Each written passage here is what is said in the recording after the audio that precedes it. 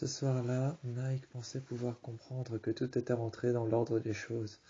Seulement Styles, lui, tard le soir, ne tarda pas à essayer de comprendre les ruses du Nogitsune.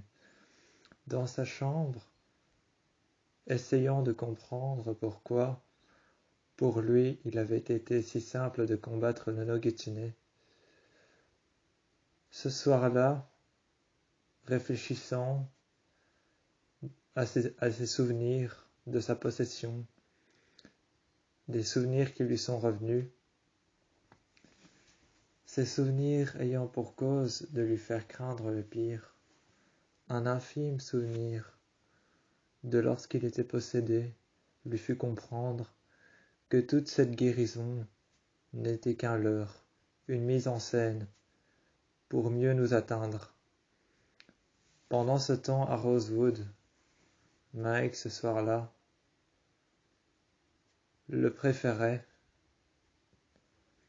Mike, ce soir-là, préférait, et le préférait vraiment, dormir à côté de sa sœur. Il le préférait, car dormir à côté de sa sœur était plus sûr.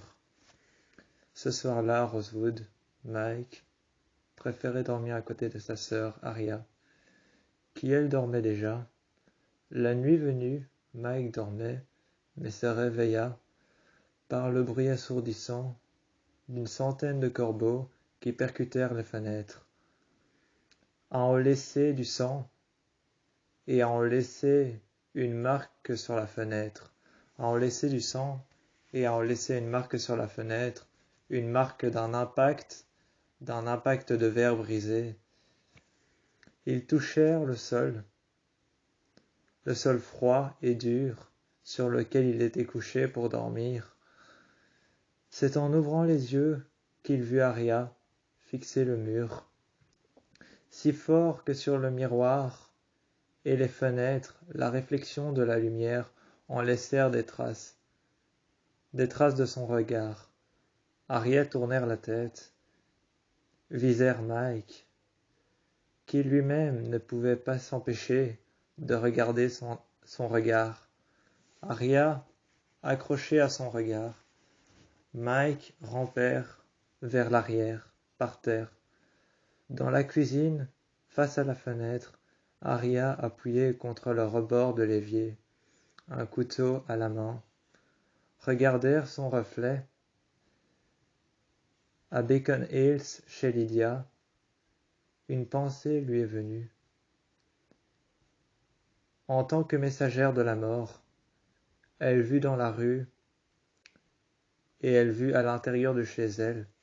Dans la rue, elle vit une réflexion d'une silhouette noire, sur laquelle, autour d'elle, tournait la réflexion des éclairs qui tournèrent autour de cette silhouette. Une fois à l'intérieur, en tant que messagère de la mort, elle vit, dans une de ses visions, Aria face à la fenêtre de sa chambre, se crever les yeux avec un couteau dans sa main droite. Mais Lydia ressentait encore les effets, ressentait encore le reflet de ses yeux qui lui percèrent la rétine. Le reflet de ses yeux qui lui percèrent la rétine, elle en sentait encore les effets. La peur, même sans voix, elle vit Aria se percer les yeux. Sans voix, elle sentit encore le reflet de ses yeux qui lui perçaient la rétine. Voir ses yeux qui avaient été percés par la lame d'un couteau. Le Nogitsune, les yeux du Nogitsune. Cela lui faisait froid dans le dos. Rien que de sentir l'odeur du sang et de la voir couler par terre. Voir le sang couler par terre, de la voir couler par terre, atterrir par terre et s'effondrer, les mains sur le sol, tenant à terre le poignard qui s'était effondré juste devant elle, voyant le sang couler le long de son avant-bras, ainsi que de son bras jusqu'à son poignet. À Rosewood, il lui fallait beaucoup de temps pour revenir à elle. Il lui fallait beaucoup de temps pour intervenir à Rosewood et rejoindre les autres, Derek, Styles, Malia, Lydia elle-même qui savait que des visions l'avaient guidée jusqu'à Aria, qui était avec Mike en ce moment, qui essayait de retenir la lame du couteau envers laquelle elle se regardait dans le reflet, essayant de se percer les yeux. 6 jours, 6 heures, 6 minutes plus tard. 6 jours, 6 mois et 6 ans passèrent. 6 jours et 6 mois, 6 ans sans pouvoir contrôler le Nokitsune. Styles avait bel et bien perdu tout espoir, mais avait bel et bien encore des plans afin de résoudre l'énigme du Nokitsune. Il avait encore des plans en tête, encore des images de ses souvenirs de sa possession, encore des images et des souvenirs qui lui revenaient. Malia était en conflit perpétuel avec son père, Peter, tandis que Anna chez elle essayait pertinemment de faire fuir Derek, qui revenait à la charge tous les jours, chercher des affaires et dire bonjour à Anna. Dire bonjour à Anna, rencontrer sa mère, trouver quelque chose de particulier qui pourrait l'aider à l'intérieur de cette maison.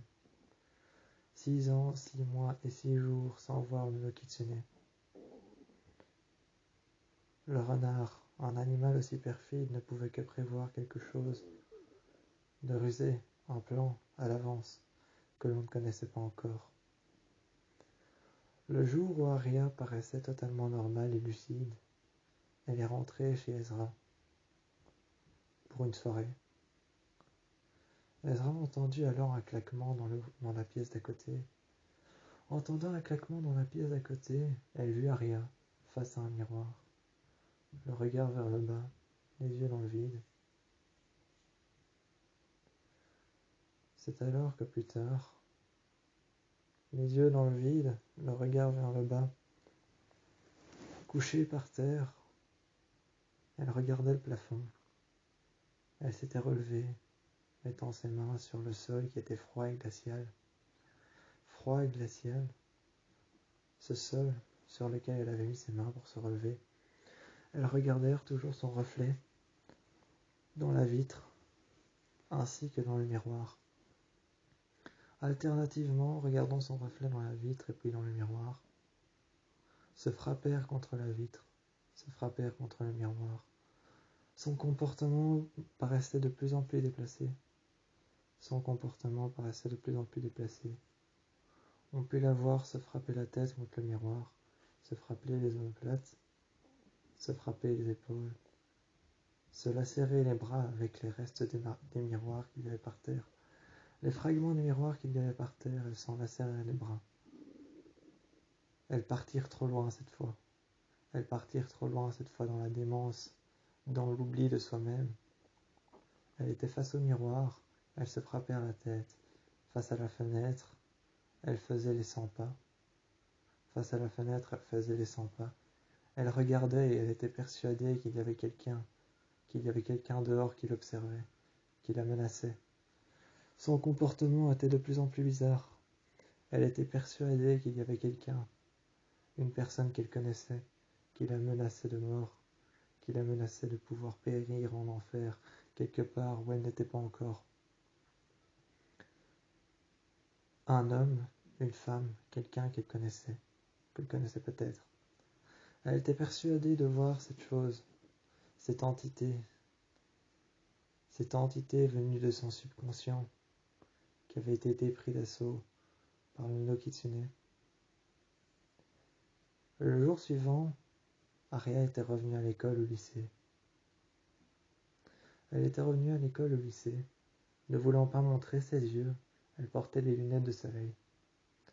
Jenna était furieuse, et arrivèrent alors devant elle, lui demandant pourquoi elle la copiait.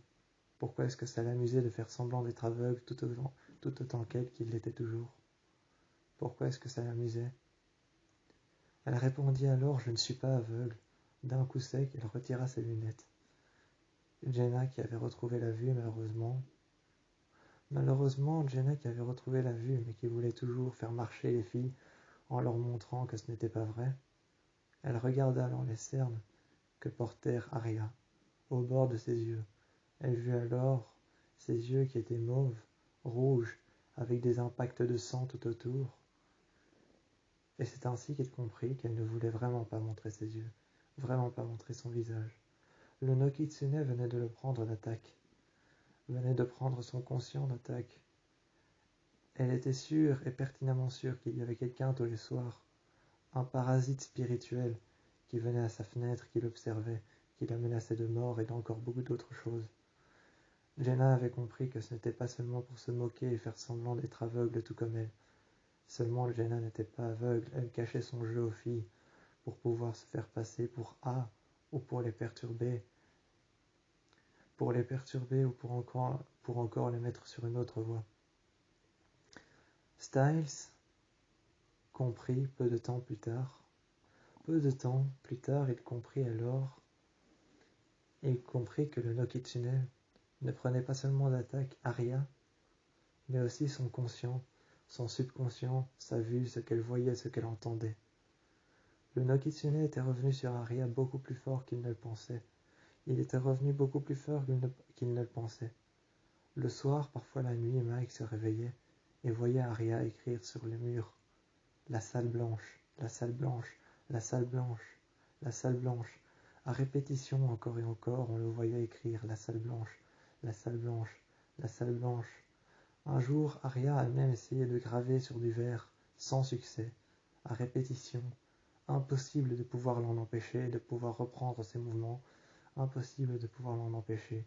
Pourtant, Ella, sa mère, son père ainsi que Mike ont bel et bien essayé, bien longtemps, de lui en empêcher de faire cela. Elle essayait d'écrire à répétition « La salle blanche, la salle blanche, la salle blanche ».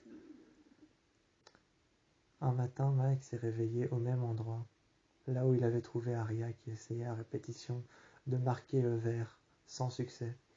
Il trouva alors un message où il était écrit « Aidez-moi, aidez-moi, aidez-moi ». Seulement ce message n'avait pas été signé par Arya, mais par le Nokitsune. Le Nokitsune qui manipulait son aide, le Nokitsune qui manipulait son être, avait bel et bien besoin d'aide. Seulement personne ne comprenait si c'était le Nokitsune qui avait besoin d'aide ou si c'était Arya. Les combats s'enchaînèrent encore et encore. Théo, Ethan, Corey, Mason et tous les autres essayaient pertinemment de trouver des solutions. Lorsque la bataille n'était pas finie et ne faisait que commencer, le Anukite fit son entrée et vient alors à perturber toute la bataille. Toute la bataille, les champs et les champs de bataille qui étaient mis à l'épreuve, les champs de bataille qui étaient mis à l'épreuve, les champs dans lesquels on pouvait apercevoir Arya partir dans le loin. Dans le lointain, on pouvait apercevoir Arya partir dans les champs, se protéger d'une quelconque vision par rapport aux autres, les autres qui la poursuivèrent dans les champs. Arya qui était sur le champ de bataille, le Anukite qui s'était mêlé de toutes ces choses, le Nokitsune qui se mêlèrent de toutes ces choses, les Eoni qui se mêlaient de toutes ces choses, qui étaient avec le Anukite, le Nokitsune qui était avec les Eoni, Arya qui était bel et bien devenue un métamorphe, Arya qui était bel et bien devenue un métamorphe, Corey trouvèrent alors une solution. Elle a répété à des centaines de fois « La salle blanche, la salle blanche, la salle blanche ». Seulement, qu'est-ce que c'était cette salle blanche? Un soir, on put apercevoir, couchée dans son lit, écoutant sa musique, Lydia, qui n'avait d'autre choix que d'essayer de comprendre ce que c'était la salle blanche. Soudainement, elles fermèrent les yeux, les réouvrirent après peu de temps, elles réouvrirent les yeux. Elle n'était plus dans sa chambre, mais dans une salle blanche, face à 3 baignoires, remplies d'eau.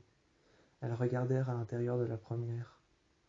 Le corps d'Allison, dans l'eau, et derrière elle, Allison, trempée, grelottant de froid, lui disant que quelque part, le Nokitsune était caché avec Arya, que Styles trouverait les réponses, mais que personne n'empêcherait le Nokitsune de prendre l'âme d'Arya.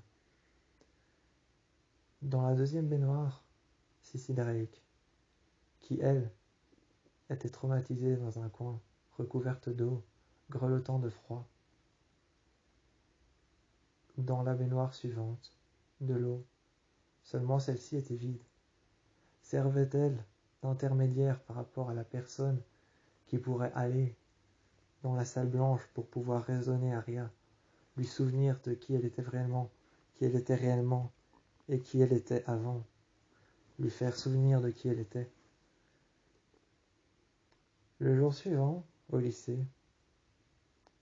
Lydia revint près de Scott, près de Styles, ainsi que Malia, Liam, Corey, Mason et tous les autres. Elles leur racontèrent alors ce qu'elle avait vu, Sissy Drake dans une baignoire, grelottant derrière elle, lui disant que rien n'était possible pour faire en sorte que le Nokitsune ne prenne pas l'âme d'Arya. Rien n'était possible pour faire en sorte que le Nokitsune ne prenne pas l'âme d'Arya. La salle blanche, répétait-elle. Impossible de pouvoir faire en sorte qu'il ne prenne pas son âme. Le Nokitsune, qui était un esprit qui avait un démon, même pas un esprit, mais un démon qui avait plus de 1000 ans, impossible à atteindre, impossible à combattre. Les Éonies qui étaient avec lui. Toutes ces choses, les ninjas surnaturels. Le petit doigt en métal dans lequel il y avait la solution pour pouvoir se débarrasser de cette chose qu'on n'avait toujours pas trouvée. Cette personne qui détenait le petit doigt en métal qu'il fallait trouver. Elles répétèrent alors tout ce qu'elle avait vu, tout ce qu'elle avait entendu. Seulement, elle comprit que la baignoire vide était une intermédiaire entre le monde de cette salle blanche, entre le monde du démon, qui jouait au Go avec Arya. Le jeu de Go qui était un jeu de stratégie. La stratégie qui était la même que celle qu'il fallait utiliser pour pouvoir le combattre. Elle comprit alors que le jeu de Go était la stratégie qu'il fallait utiliser pour pouvoir le combattre. Que la stratégie qu'il fallait utiliser pour pouvoir la combattre était celle du jeu de Go. Que la baignoire vide était un intermédiaire entre les deux mondes. Qu'une seule personne d'entre eux toutes allait devoir se dévouer pour pouvoir passer de l'autre côté. Seulement qui? Une personne qu'on ne pourrait pas voir, qui ne pourrait pas être possédée, qui avait déjà été modifiée par rapport à une ADN synthétique. C'est alors que tout le monde se tournèrent d'un côté, là où se trouvait Corey, dans un coin, en train de lire tout ce qui pouvait avoir un rapport avec le Hanukite et le Nokitsune. Tout ce qui pouvait avoir un rapport avec le Hanukite et le Nokitsune, les médecins de l'horreur. Ils lisèrent alors un livre, ensemble, le bestiaire, mais plus loin Corey, qui s'était dévoué lui-même. Après que tout le monde les regardait, il s'était dévoué, disant à tout le monde qu'il était invisible, que c'était son seul pouvoir, qu'il avait été mélangé avec l'ADN synthétique d'un loup ainsi que d'une chimère, qu'il était une chimère génétique, qu'il était le seul à pouvoir entrer en contact dans cette baignoire par rapport à laquelle il serait enfoui dans un coma, dans lequel il serait en contact avec le monde du Nokitsune et le monde actuel dans lequel ils se trouvent eux. Il était le seul à pouvoir passer de ce côté-là, le seul à pouvoir délivrer Arya, le seul à pouvoir déjouer et dévouer son âme et sa vie pour pouvoir trouver Arya de l'autre côté, Mike avait sorti ses griffes, avait sorti ses crocs acérés qui réfléchissaient à travers la lumière de la lune. Corey s'était plongé dans la baignoire, dans l'eau. Il était noyé dans un coma profond. Il était entre le monde des morts, entre le monde des vivants et entre le monde du Nokitsune.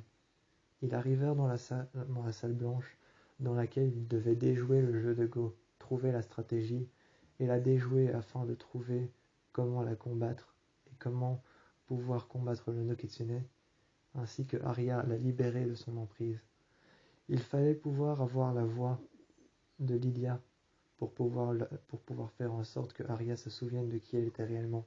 Il fallait pouvoir avoir la voix de Lydia, pouvoir la faire entrer dans le monde. Seulement il ne restait plus qu'une baignoire, mais elle était remplie, il y avait Sissy Drake à l'intérieur.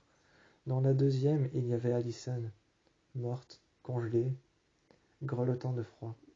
Comment allait-elle faire? Allait-elle se mettre par-dessus Mason? Mason allait-il se rendre invisible, ce qui allait perturber le fait qu'il soit là sans être là? C'est alors que Mason utilisait son pouvoir de chimère génétique, se transforma en une personne invisible, se transforma en un homme invisible. On ne le voyait plus dans le monde des vivants autant que dans le monde des morts, autant que dans le monde du no Kitsune, on ne le voyait plus. On ne savait plus qu'il était là, on ne savait plus qu'il était visible, audible ou même qu'on pouvait le voir ou l'entendre.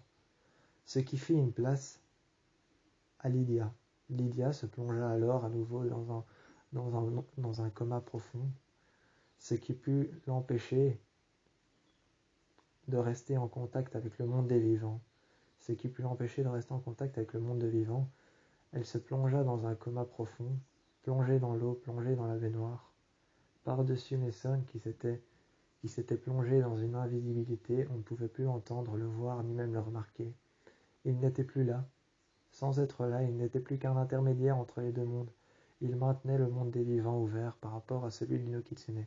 Cette salle blanche, le jeu de Go, il fallait se servir du jeu de Go, de la stratégie pour pouvoir déjouer la stratégie du no Kitsune et faire revenir Aria parmi le monde des vivants, la faire sortir du monde des morts et déjouer le démon, le détruire une bonne fois pour toutes. Cette fois-ci, Lydia était arrivée dans le monde des vivants et était arrivée dans le monde des morts.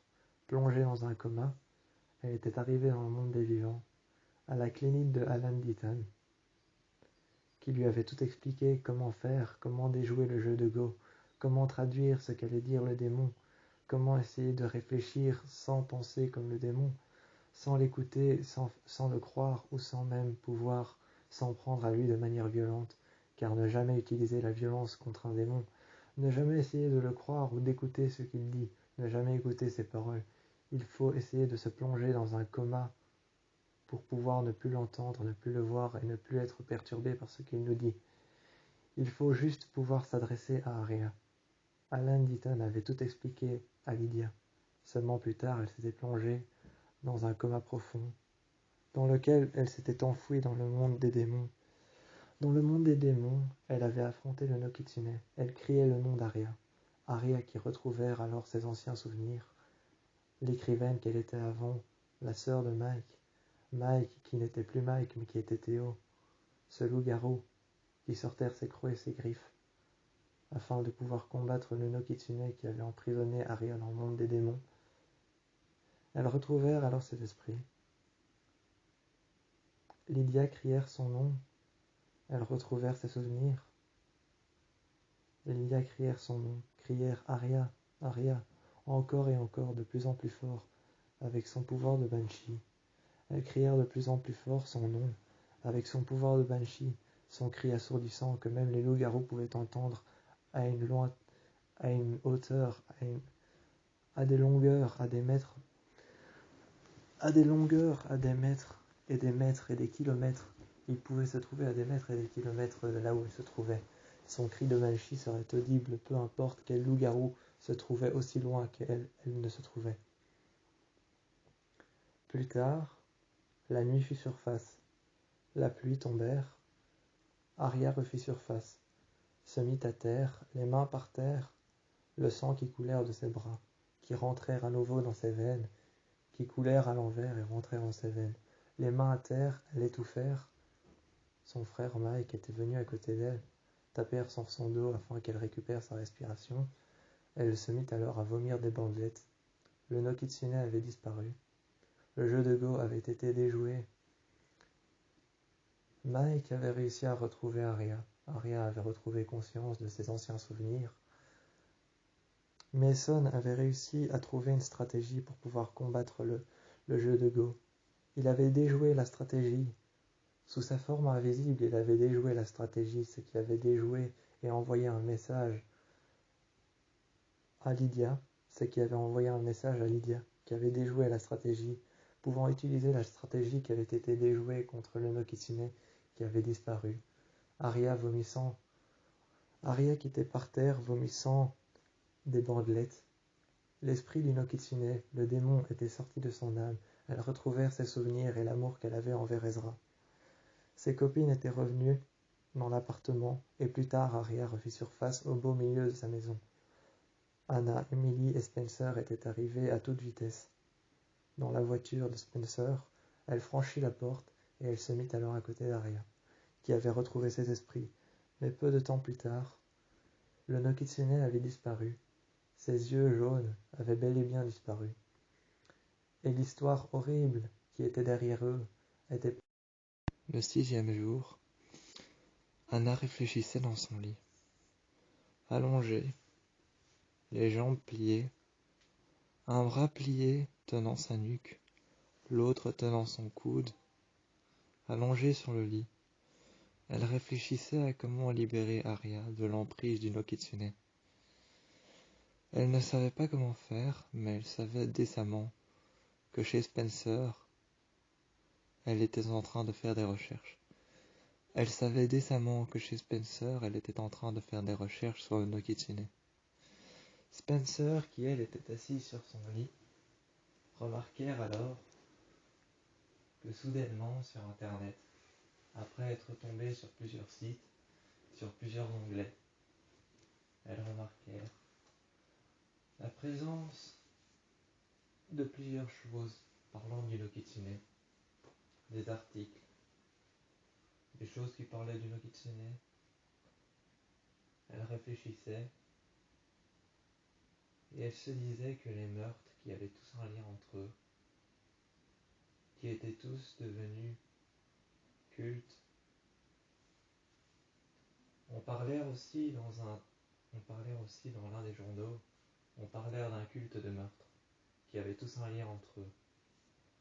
Un culte de meurtre qui avait été fait par quelque chose qui avait été appelé le Nokitsune. Elle réfléchissait, elle swipait et elle cherchait sur des onglets, ainsi que sur des logiciels, des réponses. Le 6e jour, la 6e heure, la 6e journée, à la 6e seconde et à la 6e minute précisément, Mike était à côté de la porte de la chambre d'Aria, surveillant encore le moindre de ses gestes. Plus tard, sur le bas-côté de la porte, Mike dormait et s'était assoupi. Avec le silence qu'on pouvait entendre à des kilomètres, le silence que le Nokitsune avait laissé derrière lui. Mais c'est seulement plus tard que dans leur maison à Rosewood, que Mike passèrent chez Anna pour savoir s'il lui était possible d'utiliser sa salle de bain. Ils arrivèrent chez Anna. Anna arrivèrent devant chez elle, lui ouvrit la porte, après avoir demandé qui c'était qui se trouvait à l'extérieur. Ils lui demandèrent s'il était possible d'utiliser la salle de bain. Ils lui demandèrent s'il était possible de lui utiliser la salle de bain. Et c'est alors qu'Anna lui dit « Oui, nécessairement ». Il lui ouvrit la porte, lui demandant une nouvelle fois où est la salle de bain, est-ce que je peux l'utiliser. Anna, une nouvelle fois, ne réfléchissa pas longtemps et dit nécessairement, si t'en as besoin. Lui ouvrant la porte de la salle de bain, lui décryptant que c'était bien là que ça se trouvait, lui ouvrant la porte de la salle de bain, lui dit c'est là. Voilà. Mike était entré dans la salle de bain, regardant les armoires, regardant les côtés, les murs blancs, ainsi que la baignoire et la douche. Ils regardèrent un peu tout afin de s'acclimatiser à l'endroit dans lequel ils se trouvaient. Anna, qui refermait la porte derrière lui, regardant Mike qui était déjà en train d'enlever son t-shirt. Anna, qui refermait la porte derrière elle, regardant Mike qui était déjà en train de se dénuder, d'enlever son t-shirt, d'enlever son jeans, d'enlever sa ceinture et de tout laisser sur le côté. Anna qui regardait en fermant la porte, Mike qui enlevait son t-shirt. De l'autre côté, Mike pouvait apercevoir la fenêtre qui donnait sur la rue. Cette voiture noire, cette berline noire avec les vitres teintées autant qu'à l'avant qu'à l'arrière, une voiture qu'il n'avait jamais vue auparavant, qui ne pouvait pas être celle de la mère de Anna, car Anna avait une voiture bien différente que celle-ci. Dans la salle de bain, chez elle, parce que tout juste avant de partir de chez lui, Arya, afin de plus clairement en savoir plus clairement sur Arya, afin d'en savoir plus clair et plus clairement, afin d'en savoir plus sur le Nokitsune, Mike avait essayé de se doucher chez lui, mais seulement Arya, ou plus clairement le Nokitsune, afin de savoir plus clair sur son histoire, il lui avait posé quelques questions. Seulement, bien avant cela, bien avant tout ce qui s'était passé, il vit dans sa salle de bain à lui, chez lui, à Rosewood, autant que chez Anna, à Rosewood. Il vit chez lui dans sa salle de bain, après avoir demandé à Arya, qui n'avait nullement répondu, qui avait seulement regardé le sol, ainsi que Mike avec un regard dévastateur. Ayant seulement regardé le sol, ils partirent alors, fermèrent la porte derrière lui, laissèrent Arya dans un regard vide, abandonnée à elle-même sur son lit. Ils laissèrent Arya et ils partirent dans la douche où ils virent l'un de ses copains de la crosse, égorgé, abandonné à son gré, dans la salle de bain qui était recouverte de sang sur les parois des murs. Sur les murs des parois, on pouvait voir le sang dégouliner, un rouge sanguin qui dégoulinait le long de la vitre, qui coulait le long de la vitre, sur les parois, sur les murs et les parois, sur les murs en briques lisses qui avaient été polies avec le temps, sur lesquelles on pouvait voir l'humidité et la pourriture ronger les murs. Il y avait encore du sang qu'il y avait giclé. Son partenaire de la crosse, son copain, son partenaire de la crosse, qui avec lui jouait souvent à des matchs qui étaient vraiment prémonitoires, ou qui pour le moins étaient des matchs très importants par rapport à sa carrière et sa scolarité. Son copain qui avait joué avec lui au lacrosse avait été abandonné à son gré dans la douche. Du sang dégoulinait des murs, glissait le long des parois. Un rouge sanguin reflétait à travers la vitre sur laquelle du sang était en train de couler. Il avait été égorgé, lacéré à de multiples reprises sur l'abdomen autant que dans le dos, déposé assis par terre, la tête contre l'évier, les bras ouverts et lacérés par terre. Il surgit alors de l'intérieur de la douche, et alors sortit, en un seul coup il sortit de la douche, après avoir surgi de l'intérieur et après avoir vu le cadavre de son copain. Ils se retournèrent et vit le cadavre d'un deuxième de ses copains de la crosse, qui avait joué dans un match de la crosse qui avait été décisif pour lui. Ils partirent alors en laissant toutes les traces de sang. Mais tout autant que la porte de l'intérieur qui était recouverte de leur sang. Plus tard, ayant remarqué que Mike avait les bras couverts de sang et une entaille dans le bras, ils repartirent chez Anna, qui en profitèrent pour lui mettre un plâtre par-dessus sa lacération, une compresse qui arrêterait l'hémorragie et qui ferait apparaître le reflux de sang dans l'intérieur de ses veines. Mais non seulement attirés par le regard de Mike, Anna l'embrassèrent. Mike, qui lui n'y voyait aucun inconvénient, pour lui Anna n'était qu'une jeune fille parmi tant d'autres.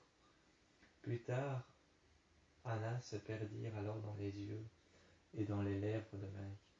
Elles se perdirent dans les yeux, dans les lèvres de Mike, dans son reflet, dans son visage. Elles regardèrent d'abord ses lèvres, ainsi que ses yeux.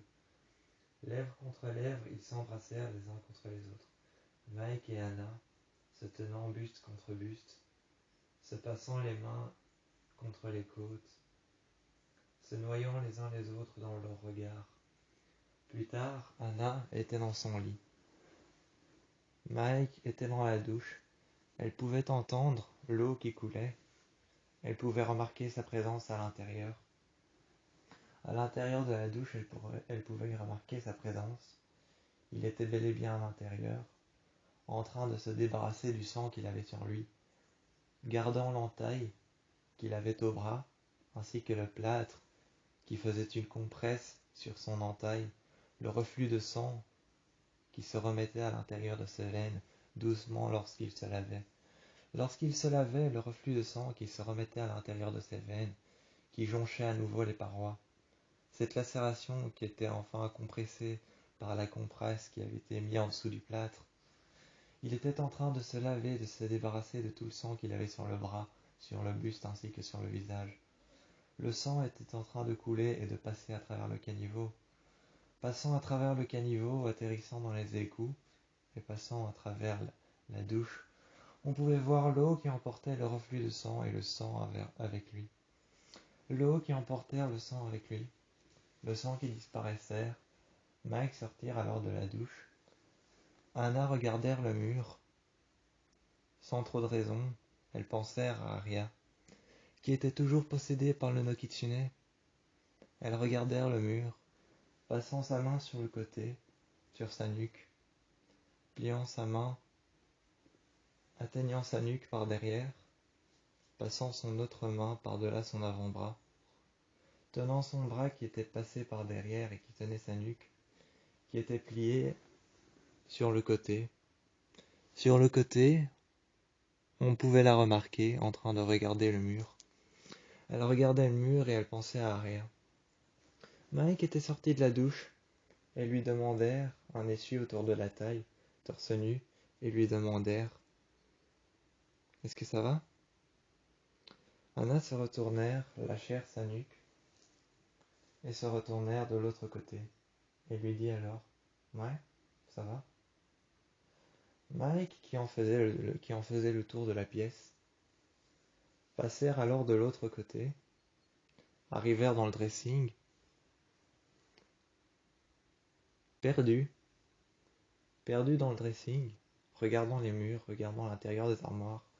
Anna était arrivée en face de lui et lui dit « Dirait que tu t'es perdu, c'est le dressing des femmes. » Mike, qui se retournait, avec un sourire en coin, lui dit alors « Tu peux me montrer où est le dressing des hommes ?» Troisième porte à gauche, dans le couloir de droite. Il allait alors dans le couloir de droite, troisième porte à gauche, il regardait. Il ouvrit la porte et il vit alors une rangée de portes, une rangée d'armoires, une rangée de commodes sur lesquelles il y avait des vêtements qui avaient été tout préparés. Et Mike demandèrent à Anna, « Est-ce que c'est toi qui as préparé ça pour moi ?» Anna se retournèrent une nouvelle fois, appuyée contre le chambranle de la porte, appuyée contre le mur. Elle lui dit, « Peut-être que oui, peut-être que non. » Mike, qui était en train de mettre un t-shirt, de se débarrasser du sien qui était couvert de sang. Anna qui lui dit alors, « Tu peux le mettre par terre, je le ramasserai après. » Ou ma mère, on ne sait jamais. Mike qui jetèrent son t-shirt, qui mettèrent alors un autre t-shirt que Anna lui avait préparé soigneusement. Il mit alors ce t-shirt que Anna lui avait préparé soigneusement. Avec son boxer, Anna lui donnèrent alors un jeans à son père. Il mit alors un jeans, passèrent la ceinture, fermèrent la ceinture et lui dit alors « On va chercher Aria ou on reste ici ?» Anna qui lui dit alors « Bon, on va chercher Aria. Hein. » Ne sachant pas réellement où était Aria, ils partirent dans les rues. Ils se disèrent peut-être que Aria était à Ravenwood, cherchant des victimes supplémentaires, ou retournant à la source de là où tout a commencé. L'écluse, là où elle avait ressenti cette chaleur qui avait traversé sa colonne vertébrale. Ressentant cette chaleur qui avait traversé sa colonne vertébrale quand le Nokitsune avait pris possession de Aria. Mike avait décidé de rejoindre les autres. Seulement il leur fallait former une meute avant de s'attaquer à Aria. Anna et Mike, enfin Théo, lorsqu'il sortait ses crocs et ses griffes acérées, ne pouvaient pas s'attaquer à eux deux, en duo, face à Aria qui avait déjà tué des victimes supplémentaires, qui s'était déjà pris d'assaut par rapport à la personne qui s'en était pris à elle lorsqu'il avait découvert sa relation avec Ezra. Cette personne-là, elle s'en était déjà pris à cette personne. Déjà mort, déjà abandonné de son plein gré dans la douche dans laquelle Mike avait décidé de devoir y passer. Mike avait décidé de devoir y passer la nuit dans cette douche afin de se protéger de sa sœur. Seulement, il y avait vu qu'il ne voulait pas seulement se protéger de sa sœur, mais il y avait vu que les victimes supplémentaires qu'elle avait faites avaient été abandonnées dans cette douche. Cette douche qui était le seul endroit sûr dans lequel elle n'irait jamais vérifier, car c'était la douche de sa chambre à lui. C'était la douche de sa chambre à lui, l'endroit dans lequel elle n'irait jamais vérifier. Il y était sûr qu'il était protégé, que Arya ne viendrait jamais voir. Seulement des victimes à elle avaient été abandonnées là. C'est après cela qu'il avait été chez Anna. À deux, en duo, ils ne pouvaient s'attaquer à elle. Il devait falloir leur former une meute. Il fallait leur former une meute, seulement Théo n'était qu'un simple Oméga. Anna n'était qu'une simple jeune fille qui avait été harcelée et qui avait été battue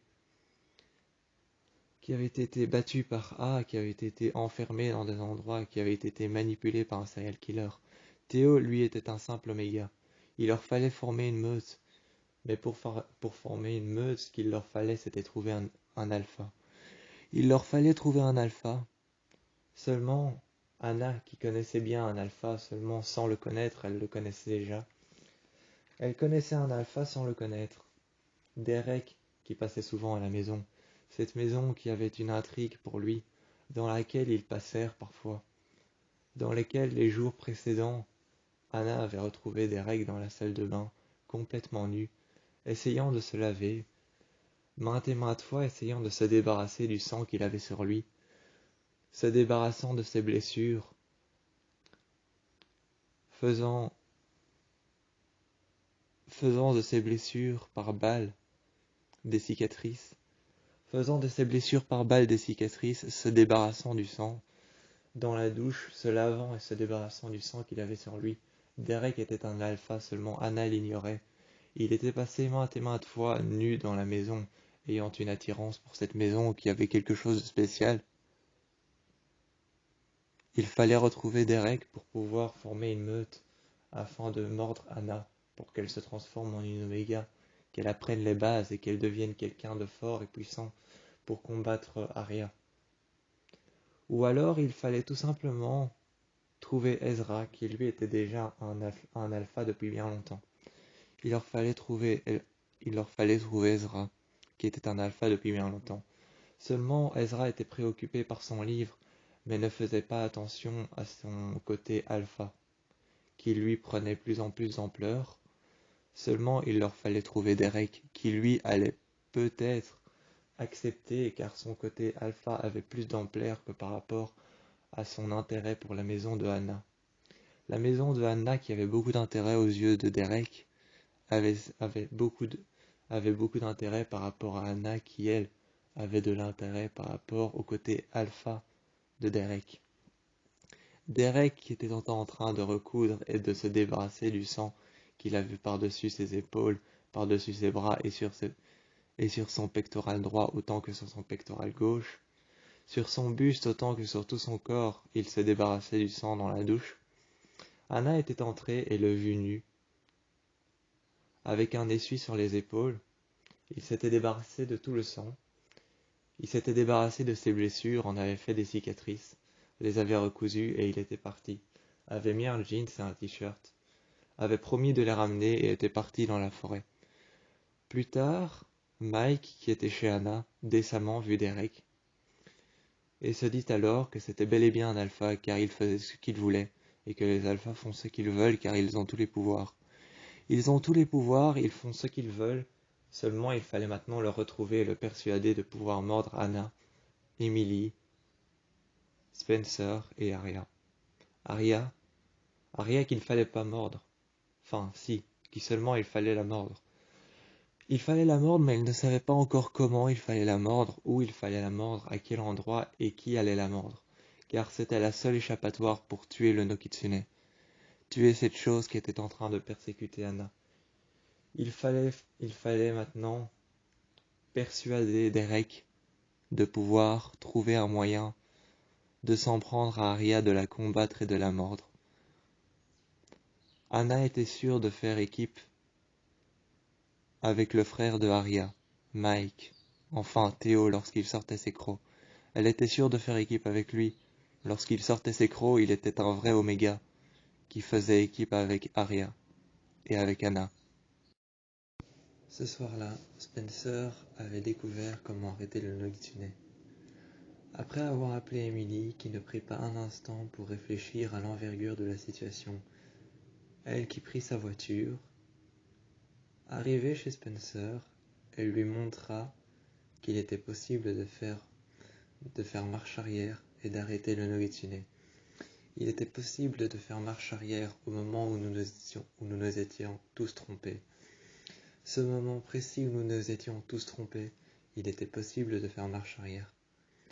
Elle prit alors sa voiture. Arrivée chez Spencer, on lui montra qu'il était possible de faire marche arrière et de défier Arya, enfin le Nogitsune. Emily, qui recherchait toujours comment faire, elle vit les circonstances atténuantes, prit l'initiative de lui expliquer et de le convaincre de toutes les idées, que c'était de la pure folie, que ce pourrait bien être et que ça pourrait bien naître de la démence et que cela pourrait bien nous détruire. Si cela arrive, ce serait de la paranoïa. Spencer ne comptait pas lâcher prise, mais exploiter les pistes. Il était possible de faire marche arrière, ce jour précis où nous avons combattu Arya, ce jour précis où nous avons cru combattre le Nogitsune. Il était possible de faire marche arrière. Spencer poursuivit les pistes, expliquant que c'était possible de sauver Arya, que c'était de la pure folie, qu'elle en était consciente, que cela était de la pure folie. Elle en était consciente. Tout sauf ça, c'était de la pure folie. Mais tout sauf ça, ne pas la combattre. Elle ne voulait pas. À tout prix, elle exploita les pistes en expliquant que c'est tout sauf de la pure folie furieuse. Il y a une salle en dessous du Néméton où se trouve Arya avec le Nogitsune. Le jeu de Go est la solution, la stratégie, le départ et la fin de sa possession. On doit s'incruster au jeu? Non, on ne doit pas s'incruster au jeu. On doit juste le déjouer, rappeler Arya, qui elle est. On va avoir besoin de Lydia. Oui, et Derek, et Styles, et Scott. Tout le monde, quoi. Il faudra faire quoi? La libérer?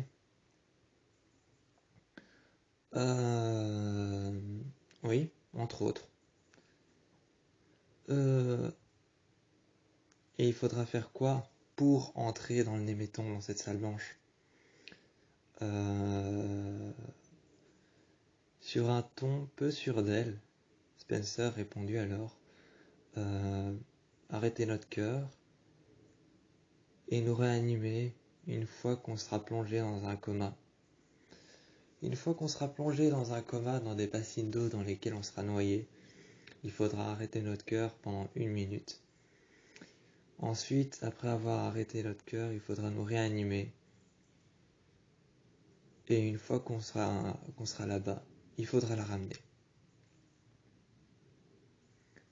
Emily répondit alors sur un ton brief, sec et dur. T'es consciente que a bien presque failli tuer Allison et a bien presque failli tous nous tuer? Et tu t'entraînes loin de tout ça, dans une folie furieuse, pour sauver Arya. Sur un ton bref, incertaine, mais quand même sec et dur, Spencer répondit à Emily. On va tous s'entraîner là-dedans, on va tous le faire s'entraîner là-dedans, donc évidemment qu'il y aura aucune personne qui pourra y laisser la vie, on va tous s'entraîner là-dedans, donc évidemment.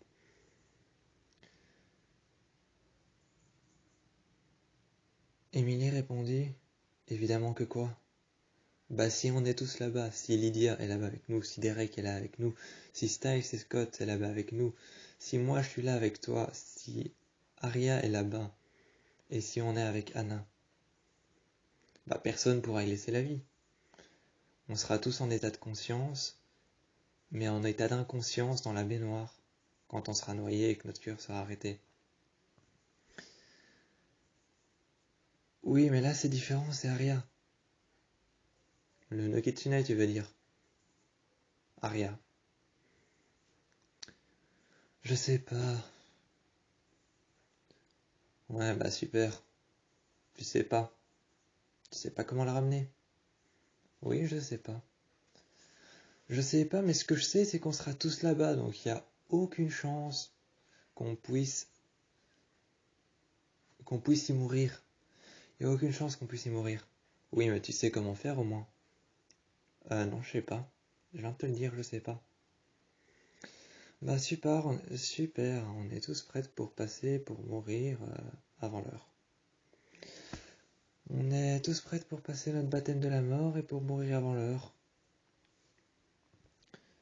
Pendant ce temps, chez Anna, vous êtes qui? Peter. Peter Hill.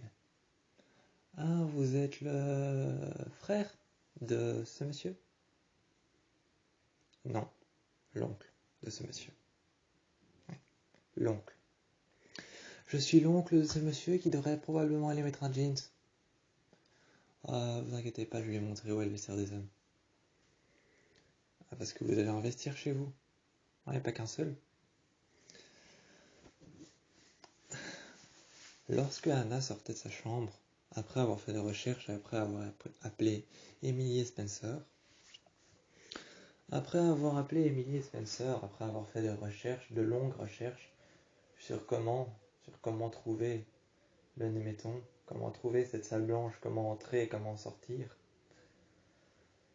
il fallut rejoindre Alan Deaton dans sa clinique vétérinaire dans laquelle il laissait toujours la porte ouverte. Mais plus loin, plus tard, il fallait aussi convaincre Derek de pouvoir créer une meute. Seulement, il fallait le convaincre, donc c'est-à-dire qu'il fallait trouver une solution pour le convaincre. Mais Anna était loin de trouver une solution pour le convaincre. Elle était sur le point de trouver une solution, à savoir qui était cette personne. Je vous l'ai déjà dit, Peter Hale, oncle de Derek Hale. Oui, et vous voulez là pourquoi? Je suis pas là pour toi, ma chérie. Bonjour. Ashley, c'est ça? Mérine? Ouais. Mère de Anna. Pourquoi? Ah, je sais pas, je suis entrée dans cette maison et j'ai vu le soleil partir, tellement vous êtes belle. Vous suffisez à éclairer cette ville. Alors, monsieur, si c'est la question, je ne suis pas intéressé. Je suis banquière, j'ai un boulot, j'ai un mari qui m'a trompé, ça me suffit. Madame Ashley, je peux vous appeler Ashley? Non. D'accord. Ok. Bon, bah, c'est pas tout, moi j'ai quelque chose à faire, alors je vais peut-être vous laisser partir. Oui, bah si vous partez, la lune va revenir. Oui, bah tant mieux, vous aurez qu'à vous transformer en loup-garou et partir. Maman, c'était qui ça? Quelqu'un, visiblement. Bon, t'as pas faim, je te prépare quelque chose. Non, maman, je vais monter. Oui, mais tu redescends avant l'heure. Hein.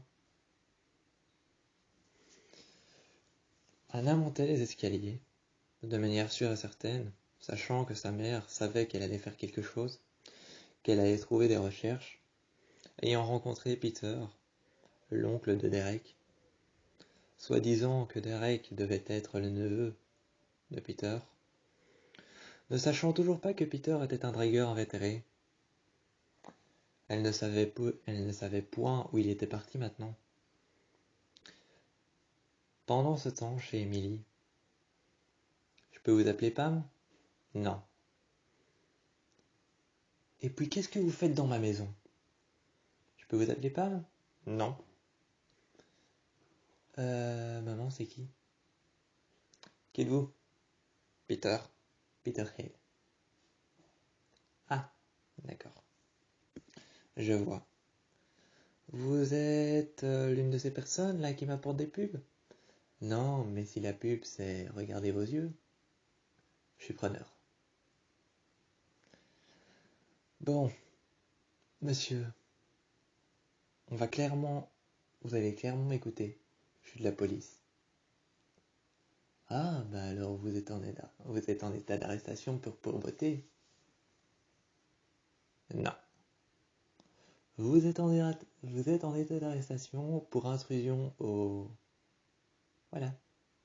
Hein? Vous avez compris? Moi, si je devais être en état d'arrestation, Madame Pam, je peux vous appeler Pam? Non. Ce serait pour avoir des yeux tellement magnifiques. Bon, on va peut-être repartir là. En ce moment précis, lorsque Derek était chez Anna, que Anna essayait pertinemment de la faire partir de chez elle, mais que Peter, lui de son côté, était pertinemment chez Pam, Emily, essayant pertinemment de regagner la confiance d'Emily et de regagner la confiance de Pam, même pas de gagner sa confiance, de la tenir en tant qu'épouse.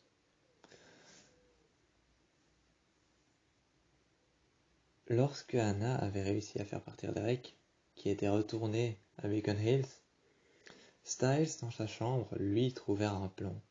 Suivant les plans de la carte qui menèrent au médecin de l'horreur, suivant les plans, avec à côté des plans, on pouvait remarquer des fils rouges qui représentaient les affaires non résolues. Les fils bleus qui représentaient les affaires résolues. Les fils verts qui représentaient ceux dont on ne connaît la cause. Et les fils jaunes, ceux dont on n'avait encore aucune preuve et qui étaient encore à résoudre. Styles, qui était en train de se pousser à bout afin de trouver une résolution par rapport à tous les liens qu'il y a eu entre les médecins de l'horreur ainsi que ce qui s'est passé à Beacon Hills et ce qui s'est passé à Rosewood. Qu'est-ce qu'il y avait entre tous ces meurtres qui pouvaient avoir un lien avec le No Kitsune? Aria, où est-ce qu'elle était? Où est-ce qu'elle se trouvait? Est-ce que ces meurtres allaient nous le dire? Où est-ce qu'elle se trouvait? Peu de temps plus tard, peu de temps après, dans la nuit, on remarquait alors Aria, à Ravenwood, sous une nuée de corbeaux qui formèrent un nuage noir qui était en train de voler en cercle, sous cette nuée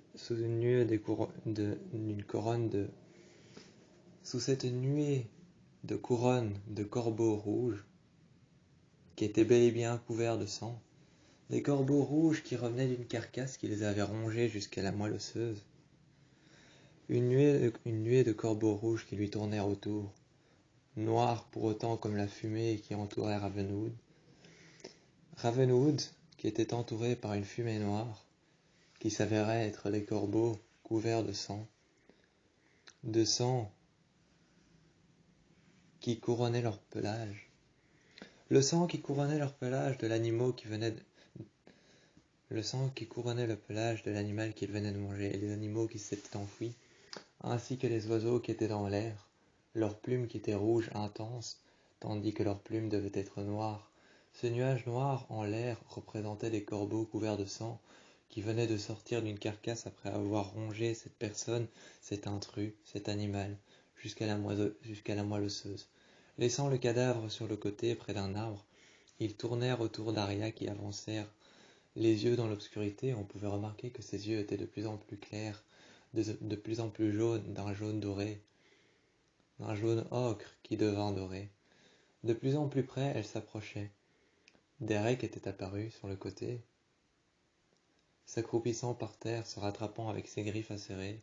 Sur le côté, Liam, de l'autre côté, Malia, surélevée à un étage au-dessus. Par-dessus le mur, elle regardait Aria s'avancer face à Derek. Sur le côté, on pouvait voir Liam, qui était caché dans la carcasse de là où tout avait commencé. La carcasse du bateau qui était coincée dans l'écluse, qui avait bel et bien avec le temps été erronée, et qui avait disparu avec le temps, qui était en train de se détruire mutuellement, Mutuellement contre les rochers, mutuellement la nature était en train de récupérer du territoire. La nature était en train de récupérer du territoire. Mutuellement, on pouvait voir que chaque parcelle de ce bateau était en train de se détruire. L'une contre l'autre, elles étaient en train de se détruire. Liam était caché à l'intérieur de peur que le bateau s'effondre sur lui. Le combat final était en place. Derek était en face de Derek était en face de eux deux. Derek était en face de eux deux, Malia, Liam, ainsi que Arya, qui dans le noir approchèrent, à coups de griffes, à coups de lacération, à coups de rugissement, à coups de lacération, à coups de griffes, à coups de lames acérées, à coups de couteau, à coups de flèches, ont vu arriver Malia, qui à coups de rasoir, à coups de lame, à coups de flèche qu'elle avait attrapé dans l'air. Lorsque Alyson tirait une flèche, Malia l'attrapait et ensuite attaquait Arya avec cette flèche même, qu'elle enfoncèrent dans sa poitrine. Elle en ressortirent alors du sang qui coulèrent le long de sa poitrine, effaçant le sang avec sa main, regardant les autres et les attaquant à coups de griffes, à coups de lame, les projetant contre les murs. Ils atterrissèrent contre les murs, fissurant les murs. Ils se relevèrent à coups de griffes, à coups de rugissements. Ils se relevèrent et regardèrent leurs torses, leurs mains, sur lesquelles le sang coulait. Par terre, certaines gouttes de sang atterrissaient et reflétaient avec la lumière de la lune. Cependant, le combat était furax. On pouvait voir que Derek, à coups de cris, à coups de hurlements, à toute vitesse, il reculait, il prenait de l'élan et s'élançait vers Arya. Arya qui le poussèrent sur le côté, qui faisait en sorte qu'il atteignait le mur, qu'ils percutèrent le mur et qu'une fissure se formèrent. Du béton lui tombèrent sur le visage. Cependant, avec ses bras, ils se protégèrent. À coups de lame, à coups de griffes et à coups de crocs, il se mit à mordre et à lacérer Arya. Arya qui se réveillèrent peu de temps après. Peu de temps après, Arya se réveillèrent, reprit conscience, et lorsqu'elle reprit conscience, ses yeux jaunes disparaissèrent. Elle vit alors à travers ses veines dans son bras la mouche qui était en train de traverser la longueur de ses veines de tout son bras. Elle était en train de dire alors, il faut me faire un garrot. Elle était en train de dire en criant, il faut me faire un garrot, il faut me faire un garrot, il faut me faire un garrot, tout en criant de plus en plus fort, il faut me faire un garrot. C'est alors que Scott venait d'arriver avec la Jeep. Styles qui était donc avec du matériel. Styles qui était arrivé avec du matériel, prit alors une corde qu'il avait trouvée à l'arrière de sa voiture, l'entourèrent et la serrèrent fort autour de son bras. Derek tenait son bras, tenait le bras de Arya, et lui dit « Et maintenant, qu'est-ce qu'il faut faire ?» Ils virent alors tous la mouche, autant Malia que Liam, que Scott, que Styles et que tous les autres. Ils virent alors la mouche qui était en train de traverser les veines et de remonter jusqu'à la main, jusqu'à la parcelle de la main qui fut un cul-de-sac pour la mouche. On pouvait la voir traverser la paume à travers laquelle elle était coincée dans les veines.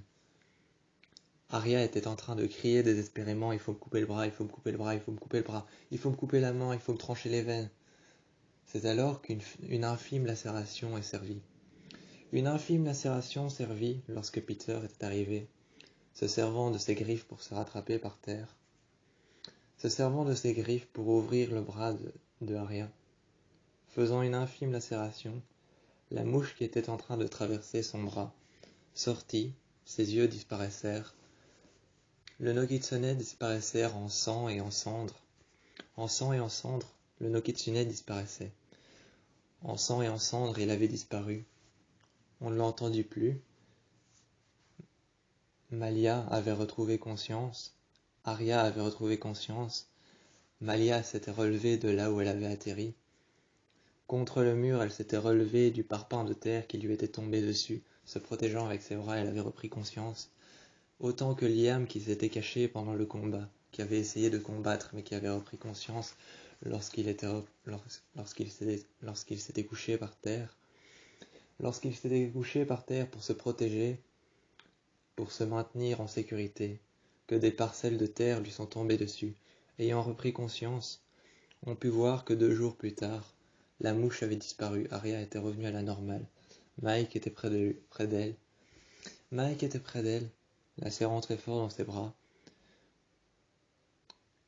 ayant été content d'avoir réussi à combattre le Nokitsune, d'avoir récupéré sa sœur, et que tout soit enfin fini. La mouche avait disparu. On lui avait fait un garrot, on avait fait une infime lacération. La mouche avait disparu.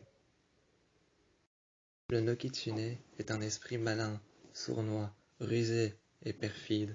Il est malicieux, il s'avance vers nous, il nous traque, il nous hante, il nous pourchasse, jusqu'à ce qu'on en laisse la vie, la mort, ou qu'on en sombre dans la folie. Il nous chasse, il nous traque, il nous poursuit, il s'avance par étapes. Il s'avance par étapes. Il est si perfide qu'on ne le perçoit pas. Il est si perfide qu'on y croit à ce qu'il fait. Il est si perfide qu'on croit en ce qu'il fait, qu'on croit en son jeu, qu'on tombe dans ses ruses. Il est malicieux. Il a de la malice. Il a du vice en lui. Il sait ce qu'il fait. C'est un esprit perfide, sournois et malicieux. On y tombe dans son jeu car on ne sait pas comprendre s'il est, ce qu'il fait et comment il fait. On ne le voit pas arriver, on ne l'entend pas, on ne sait pas qui il est. Tout ce qu'on sait de lui, c'est qu'il a plus de 1000 ans, qu'il est un renard, qu'il est sournois, malicieux, perfide, et qu'il s'en prend à nous par étapes. Il s'avance, il nous traque, il nous hante, il nous fait croire des choses, il nous fait voir des choses, il nous fait entendre des bruits, des cris, des endroits qu'on n'a jamais visités, des lieux, des moments, des passages de notre vie qui nous sont inconnus. Il est sournois, il est perfide, il est malicieux. Il s'est avancé vers Styles, il lui a montré des choses, il lui a fait entendre des choses, il l'a empêché de dormir. Il s'est servi de lui comme un appât, comme on se sert d'un appât pour aller pêcher un poisson. Il s'est servi de Styles comme d'un appât, comme on se servirait pour traquer du bétail. Il s'est servi de lui comme d'un appât, comme on se servirait pour pêcher un poisson. Eh bien, il fait la même chose avec nous. Avec Arya, il s'en est servi comme une poupée manipulatrice. Comme si ce n'était pas assez avec A, il s'en est servi comme d'une poupée manipulatrice. Tout d'abord, elle a commencé à entendre des choses, à voir, puis après, elle était persuadée que ces choses étaient réelles. Ces choses qui étaient réelles, elle en était persuadée. Après avoir vu, elle a entendu. Après avoir entendu, elle était persuadée qu'on lui parlait, qu'elle entendait sa propre voix, ses propres échos, qu'elle entendait une autre voix, qu'elle n'arrivait plus à dormir. Après qu'elle n'arrivait plus à dormir, elle voyait des choses qu'elle n'avait jamais pu voir auparavant, des choses qu'elle n'avait jamais vues. Ce soir-là, où on a combattu Arya, dans le noir, à Ravenwood, sous le pont, là où tout a commencé, dans l'écluse, où elle a ressenti cette chaleur tout le long de sa colonne vertébrale, là où tout a commencé, eh bien tout le monde y a cru. Derek a bien cru que c'était fini. Styles avait bien cru que grâce au garrot qu'il lui avait fait, tout était fini. Scott avait bien cru que tout était fini. Et Peter, lui, grâce à la lacération qu'il avait dans le bras, a bien cru qu'il avait fait sortir la mouche de son être, de son esprit, de son conscient et de son subconscient. Seulement, cet esprit sournois, ce renard, perfide et rusé, leur a fait rater une étape, leur a fait comprendre que le plus important c'était de se battre pour sa vie, leur a fait comprendre et leur a fait voir que le plus important c'était de combattre, de savoir faire les choses seul. Seulement cet esprit perfide leur a fait sauter une étape. Ils ont sauté une étape, ils n'ont pas été dans les baignoires, ils n'ont pas été sous le néméton. Cette salle blanche, ils ne l'ont pas vue, ils ne l'ont pas entendue. Elles n'ont pas entendu son pouvoir, elles n'ont pas vu ce qu'elle sait faire. Ce soir-là, il y avait seulement Malia, qui n'était pas sûre que tout était fini. Car dans l'obscurité, face à un reflet, elle avait bel et bien vu que les yeux de Arya étaient devenus jaunes une fois qu'il était parti dans l'autre sens, le sens inverse dans lequel tout le monde était parti pour rejoindre Beacon Hills. Malia, ainsi que Lydia, étaient les deux seules filles convaincues que rien n'était fini. Malia avait toujours du vice en elle. Elle savait que les choses n'étaient pas finies. Lydia, elle était convaincue, elle sentait, en tant que messagère de la mort, en tant que banshee, elle savait et elle était persuadée que quelque chose avait été modifié dans leur attaque par rapport aux choses. Leur attaque par rapport aux choses, par rapport à la manière de voir le combat, quelque chose avait été modifié par le no Kitsune, elle en était sûre. Le soir même où elle s'est endormie, enlevant ses vêtements, se mettant dans son lit, elle s'est endormie le soir, mais plus tard à minuit, vers 1 heure du matin, vers les heures pleines, elle s'est réveillée vers les heures pleines, vers la pleine lune. Les heures pleines sont les heures où la pleine lune apparaît. Les heures pleines sont les heures où la pleine lune apparaît. Minuit, 1 heure du matin, 3 heures. Généralement les heures qui se trouvent au beau milieu de la nuit, les heures pleines. Au beau milieu de la nuit, elle s'est réveillée. Elle était sortie de chez elle. Elle était sortie. Elle avait regardé la pleine lune vers le haut. Une pleine lune qui éclairait Beacon Hills. Mais c'est en rentrant dans sa chambre qu'elle ouvrit la porte, avec un grincement qui résonnait à travers les couloirs, qui résonnèrent à travers sa chambre. Elle s'était réendormie, elle s'était remise dans son lit. Elle avait fermé les yeux, mais peu de temps après, elle entendit une respiration.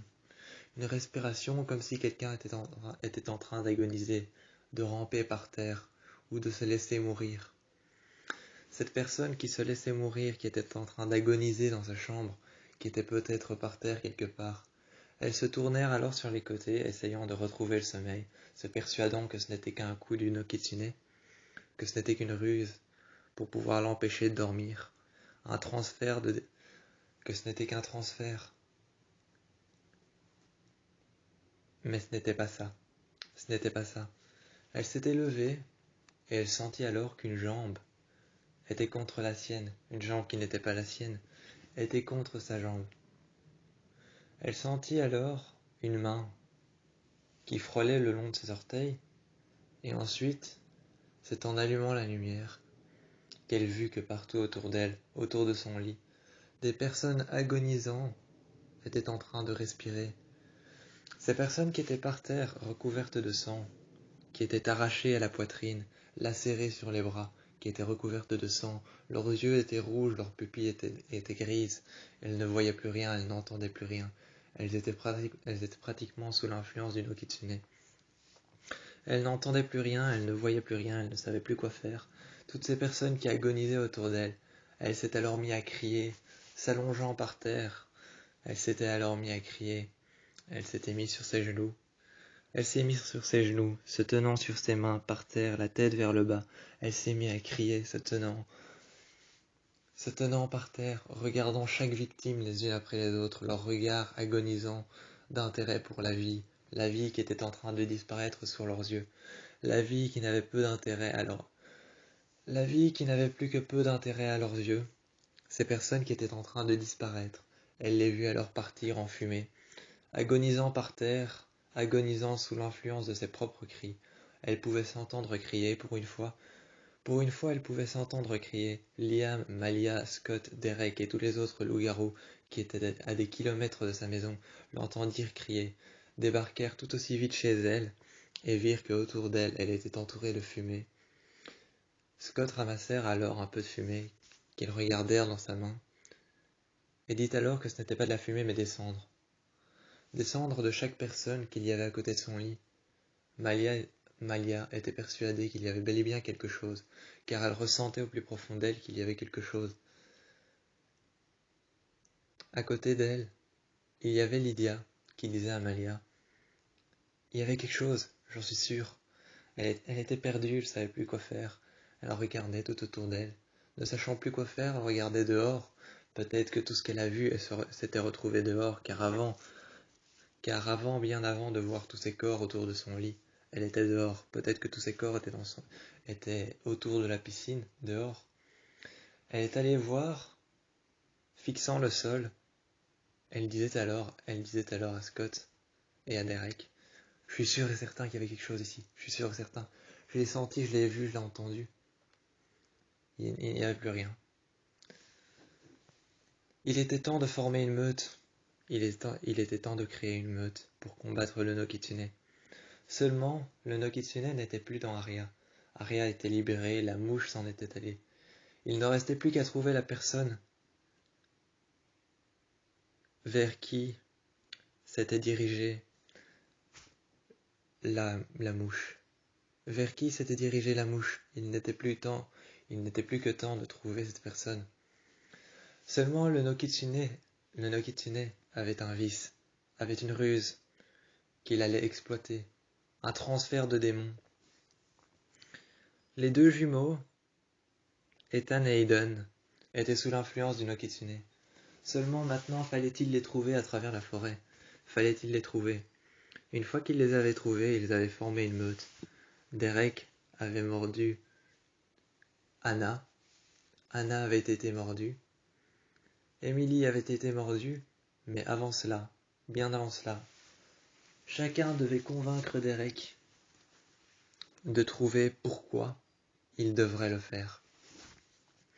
Chacun devait convaincre Derek de trouver pourquoi il devrait le faire. Convaincre Scott de pourquoi il devrait faire partie de leur meute. Seulement, cela était spécial, il fallait le convaincre, lui montrer qu'on avait bel et bien de l'intérêt par rapport au fait de faire partie de sa meute. Chacun montrait en avant un atout qu'il avait, quelque chose qu'il savait faire, ou qu'il avait de plus que les autres. Lorsque la meute était formée, il y avait Anna, il y avait Arya, il y avait Ezra qui était le troisième alpha. Ezra qui était le troisième alpha, Derek qui en était le premier, et le second qui était Scott. Il y avait 3 alphas, dont 4 filles, Anna, Arya, Spencer et Emily qui avaient été mordues, ayant montré tous un atout qu'elle avait en plus que les autres, ou un atout particulier que elle seule avait, ce qui persuada Derek de les mordre, ou alors ce qui persuada Ezra de mordre Arya lorsqu'elle avait montré un atout qu'elle avait en plus que les autres, ce qui persuada aussi Scott de mordre les autres pour pouvoir s'incruster dans leur meute. Ensuite ce fut au tour de Toby, de Caleb et de tous les autres garçons de faire partie de la meute. Mona avait été exclue, car elle n'avait pas d'atout en plus. Elle avait été enfermée en asile psychiatrique. En asile psychiatrique, mais seulement plus tard, Anna avait sombré. Anna avait sombré Mona dans la folie, l'ayant pourchassée autant qu'elle les avait pourchassés quand elle était A, l'ayant pourchassée autant qu'elle les pourchassait lorsqu'elle était A. Mona avait sombré dans la folie, n'ayant pas pu supporter le poids des actes qu'elle avait faits. Elle avait sombré dans la folie et s'était retrouvée à Ikenhouse, autour des médecins de l'horreur. Les médecins de l'horreur pratiquaient des expériences sur elle afin de faire renaître la bête du Gévaudan. Seulement, la bête du Gévaudan allait ressurgir de Mona de manière peu plus particulière que comme elle n'avait surgi avant. Pas sous l'apparence d'une fumée, mais sous l'apparence d'un énorme monstre noir fait à base de fumée, exactement comme l'ancienne, mais beaucoup plus évoluée. Une fumée beaucoup plus évoluée qui pourrait même être toxique à la personne qui se trouverait à l'intérieur de la bête du Gévaudan. Mona pourrait peut-être y laisser la peau. Il fallait la sauver ou peut-être la laisser là où elle était, car elle méritait tout ce qu'elle avait fait par rapport au fait qu'elle avait été A pendant plusieurs années, persécutant Arya, Emily, Spencer et Anna. Elle méritait ce qu'elle avait été. Une bête toxique, la bête du Gévaudan, un monstre assoiffé de sang. Elle ne méritait que ça, finir comme ça. Dans les plus horribles souffrances, maintenant il était temps de former la meute. Ils étaient partis alors tous chez Alan Deaton, le docteur de la clinique, qui leur avait expliqué qu'il fallait maintenant arrêter leur cœur et se plonger dans un état comateux à l'intérieur d'une baignoire remplie d'eau dans laquelle ils seront noyés. Se retrouvant alors dans la salle blanche, se retrouvant en face du Néméton qui était dans cette salle blanche en dessous du vrai Néméton qui était à Beacon Hills. Ils étaient dans la salle blanche l'un à côté des autres. Emily, Arya, Spencer, Anna. Lydia, Malia, Ethan et tous les autres. Ethan, Corey, Mason, Toby, Caleb, Scott, Styles, tout le monde était là, l'un face à l'autre, ils se regardaient, ne sachant pas réellement quelle était cette salle, ou ce qu'elle faisait là, pourquoi elle était comme ça. Qu'est-ce que le Néméton faisait là? Pourquoi est-ce que la stratégie de la possession de Arya était liée à un jeu de Go, un jeu de stratégie? Parce qu'il fallait avoir de la stratégie pour pouvoir comprendre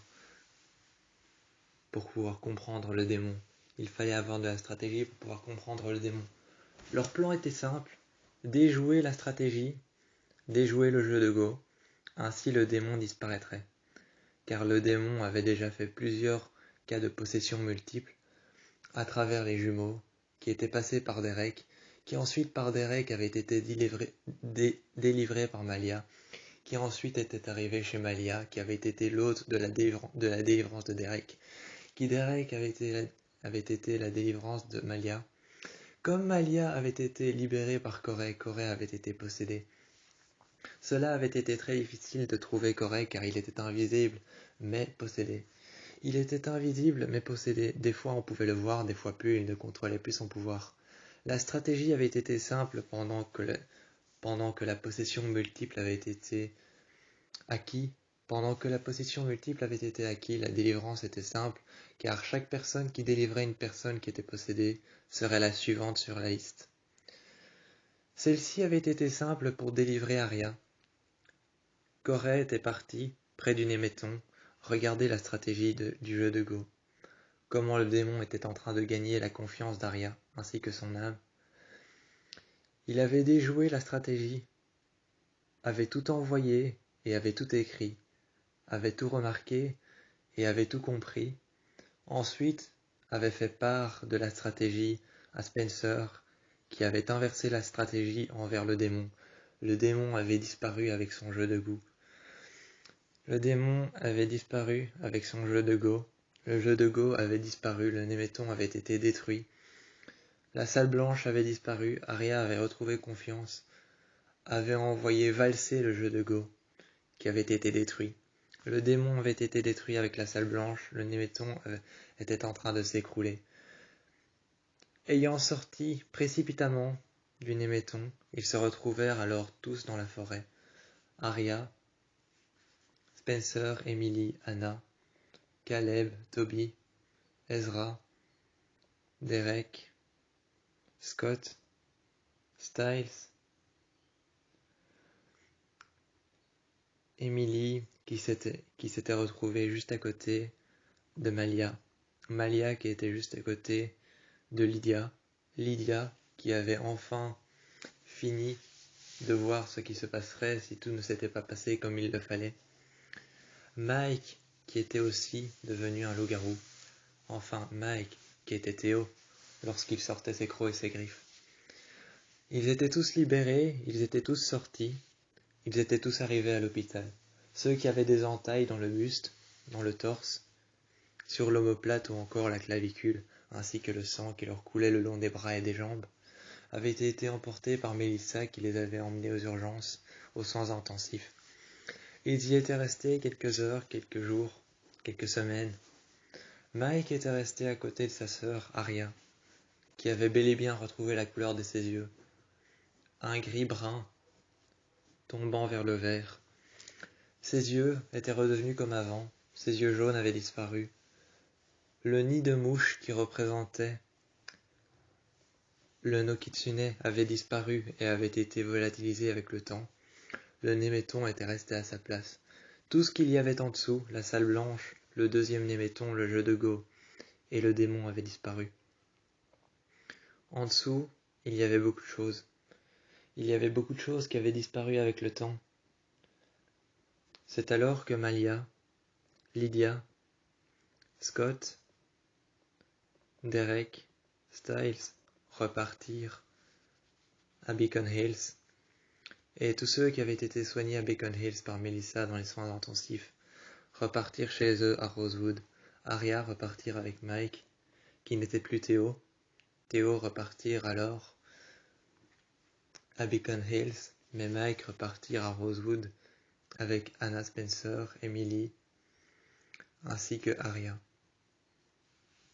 et Anna. Ils repartirent ensemble.